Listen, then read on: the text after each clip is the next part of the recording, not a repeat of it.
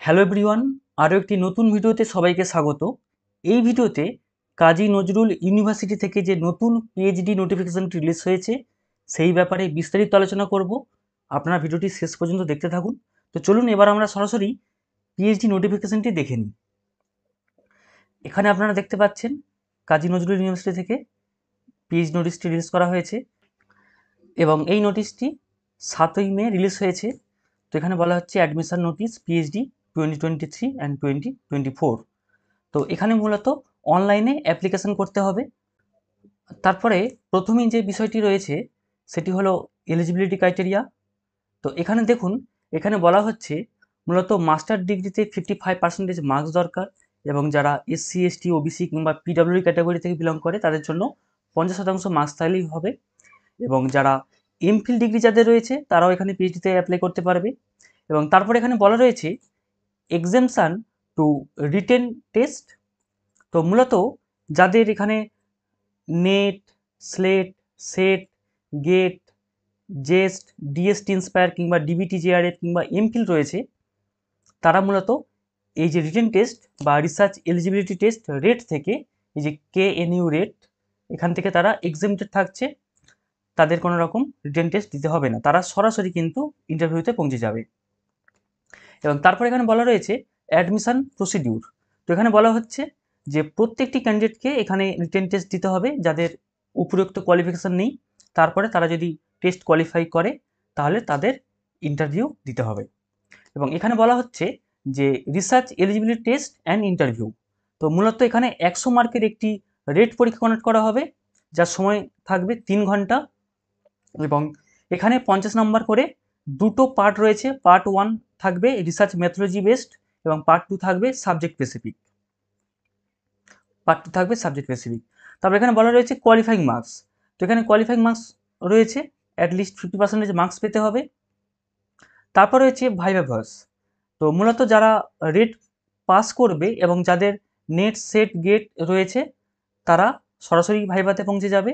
এবং প্রত্যেকটি ডিপার্টমেন্টে যে বোর্ড অফ রিসার্চ স্টাডিজ রয়েছে প্রত্যেকটি ডিপার্টমেন্টে সেই ইন্টারভিউ কন্ডাক্ট করা হবে।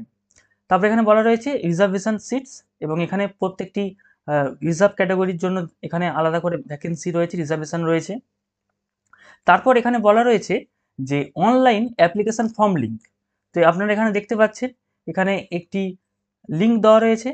এই লিঙ্কে গিয়ে কিন্তু আপনাকে অনলাইনে ফর্ম ফিল আপ করতে হবে এবং এটা totally online form fill up.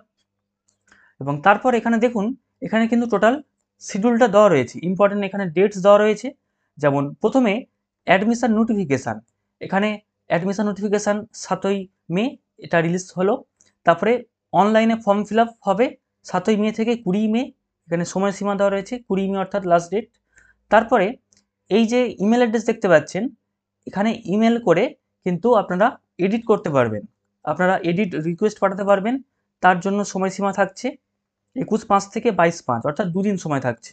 তারপরে এখানে এলিজিবল ক্যান্ডিডেট লিস্ট এবং রিজেকশন লিস্ট দুটো এখানে পাবলিশ করা হবে 24/5। তারপরে revised all eligible candidate list এখানে পাবলিশ করা হবে 30/5 অর্থাৎ 30 মে। তারপরে রেট এবং ভাইভা উইথ টেস্ট শিডিউল এখানে কিন্তু দেওয়া হবে, নোটিশ দেওয়া হবে, মানে রেট এবং ভাইবার নোটিশটা এখানে পাবলিশ করা হবে একই দিনে 30 মে। তারপরে রেট কন্ডাক্ট করা হবে এখানে 6 জুন থেকে 7ই জুন অর্থাৎ 2 দিন। তারপরে এন্ট্রান্স টেস্ট বা রেটের যে রেজাল্ট সেটা পাবলিশ হবে 11ই জুন। তারপরে এখানে কিন্তু বলা রয়েছে যে viva verse departments will conduct in any one of the following dates. তো 13ই জুন থেকে 19 জুনের মধ্যে কোনো একদিন কিন্তু নির্দিষ্ট ডিপার্টমেন্টে এখানে ভাইভা কন্ডাক্ট করা হবে। তারপরে result with merit list along with waiting list and payment link for admission, অর্থাৎ রেজাল্ট কিন্তু এখানে পাবলিশ করে দেওয়া হবে 20 জুন। তারপরে কোর্স ওয়ার্কের ক্লাস শুরু হবে 26 জুন থেকে এবং যদি প্রয়োজন পড়ে সেকেন্ড মেরিট লিস্ট পাবলিশ করা হতে পারে এবং তার জন্য অ্যাডমিশন বা পেমেন্ট লিঙ্ক এখানে পাবলিশ করা হবে 1 জুলাই, 1 জুলাই। তো টোটাল এখানে কিন্তু শিডিউলটা দেওয়া রয়েছে, আপনারা ভালো করে দেখে নেবেন। তারপরে এখানে কোর্স ফি দেওয়া রয়েছে, এখানে enrolment fee, course work, RSC, examination, total এখানে কোর্স ফি দেওয়া রয়েছে ফার্স্ট ইয়ার এবং তারপর এখানে বলা হচ্ছে টাইটেল রেজিস্ট্রেশন তার জন্য, তো এটা আপনারা ভালো করে দেখে নেবেন। টোটাল 3 বছরের মিনিমাম 3 বছর ডিউরেশনের এখানে টোটাল কোর্স ফি কিন্তু দেওয়া রয়েছে। এবং তারপরে সবচেয়ে গুরুত্বপূর্ণ বিষয় যে প্রত্যেকটি ডিপার্টমেন্টের কতগুলি করে ভ্যাকেন্সি রয়েছে সেটা কিন্তু এখানে দেওয়া রয়েছে।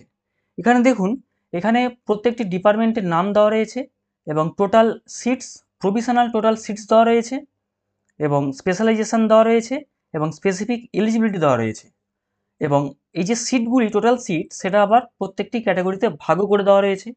এবং দেখুন এখানে কিন্তু স্পেশালাইজেশন মেনশন করা রয়েছে, অর্থাৎ এই নির্দিষ্ট সাবজেক্টে যে স্পেশালাইজেশনটা মেনশন রয়েছে আপনাকে কিন্তু এই সমস্ত টপিকের মধ্যে থেকেই কিন্তু রিসার্চ প্রপোজাল বানাতে হবে, তবেই আপনি সিলেকশন হতে পারবেন। তো দেখুন প্রথমেই রয়েছে অ্যানিম্যাল সায়েন্স। তো অ্যানিম্যাল সায়েন্সে এখানে 12টি ভ্যাকেন্সি রয়েছে।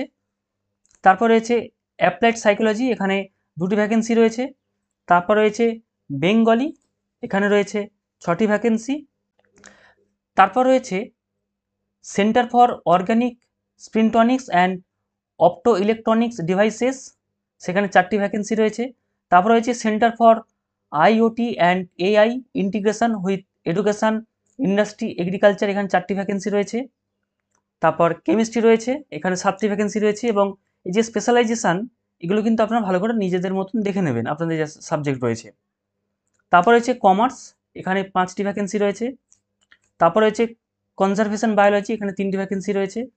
তারপর রয়েছে এডুকেশন, এখানে 10টি ভ্যাকেন্সি রয়েছে। তারপর ইংলিশ, এখানে 6টি ভ্যাকেন্সি রয়েছে। হিন্দি, এখানে 3টি ভ্যাকেন্সি রয়েছে। তারপরে রয়েছে হিস্ট্রি, এখানে 2টি ভ্যাকেন্সি রয়েছে। তারপরে হচ্ছে ল, এখানে 2টি ভ্যাকেন্সি রয়েছে। ম্যাথমেটিক্সে রয়েছে 8টি ভ্যাকেন্সি।